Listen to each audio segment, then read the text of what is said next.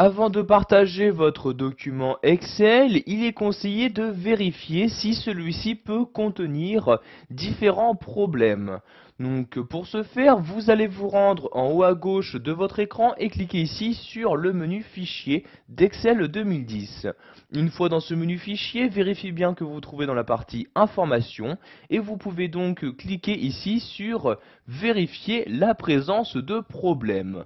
Donc dans cette nouvelle version, vous avez trois possibilités. Vous pouvez par exemple inspecter le document à la recherche d'informations confidentielles ou de propriétés masquées.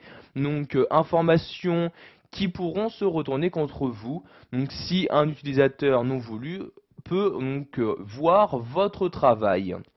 Donc je clique ici sur Inspecter le document. S'ouvre alors une nouvelle fenêtre. Dans cette nouvelle fenêtre, je vais choisir quels éléments je souhaite inspecter.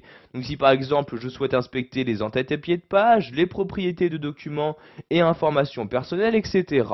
Donc ici je vais tout inspecter donc à la recherche de n'importe quelle erreur. Je clique donc je coche bien donc toutes les cases et je clique ici sur Inspecter comme ceci.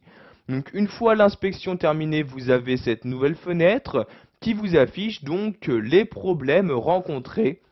Vous voyez par exemple ici pour mon document, je n'ai juste qu'un seul problème, il s'agit donc des informations personnelles. En effet, j'ai par exemple ici rentré donc mon nom et mon prénom en tant qu'auteur. Donc pour assurer au mieux le partage, je vais choisir de supprimer ces différentes informations. Donc tout simplement en cliquant ici sur supprimer tout comme ceci et les informations sont maintenant supprimées. Vous pouvez, si vous le souhaitez, choisir de réinspecter votre document en cliquant ici sur réinspecter. Donc je vais réinspecter tout, donc je coche bien tout et je clique ici sur inspecter. Et vous voyez cette fois-ci, donc aucune erreur n'a été trouvée. Je peux donc cliquer ici sur fermer.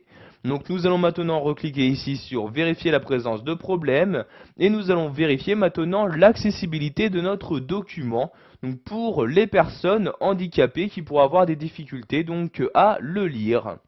Je clique donc ici sur vérifier l'accessibilité. Vous avez donc maintenant le document qui apparaît avec à sa droite un volet, donc le volet de vérificateur d'accessibilité qui vous affiche donc les différentes erreurs et avertissements qui ont été rencontrés.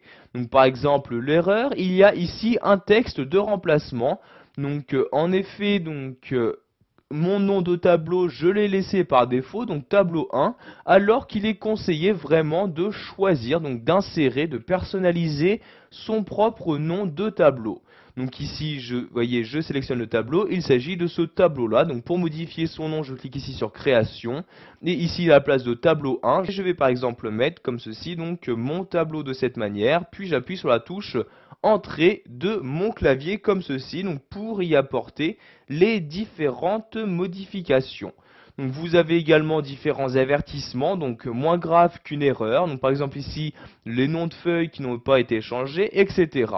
Donc je vais maintenant fermer ce vérificateur en cliquant ici sur la croix comme ceci.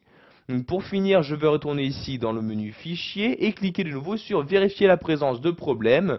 Et nous allons maintenant voir qu'il est possible également de vérifier la compatibilité de votre travail réalisé sur Excel 2010 par rapport aux versions antérieures d'Excel, comme Excel 2000, 2003 ou encore 2007. En effet, cette nouvelle version d'Excel contient de nouvelles fonctionnalités qui ne seront pas forcément compatibles avec ces autres versions. Donc je clique ici sur vérifier la compatibilité. Vous avez donc cette fenêtre-ci qui s'ouvre s'il y a des éléments qui ne seront pas compatibles. Donc par exemple ici le style de tableau que j'ai actuellement utilisé donc pour ce tableau ici en arrière-plan ne sera pas compatible avec les versions antérieures d'Excel. Donc comme ceci est indiqué dans cette partie-là. Donc si vous souhaitez que votre document soit pleinement compatible, il est conseillé, donc par exemple ici dans mon cas, de modifier donc ce style de tableau. Je clique donc ici sur OK pour fermer cette fenêtre et je sais donc maintenant que je dois modifier le style de mon tableau. Voilà, vous savez maintenant comment vérifier la présence de problèmes sur votre document, que ce soit en l'inspectant à la recherche de données personnelles ou encore en vérifiant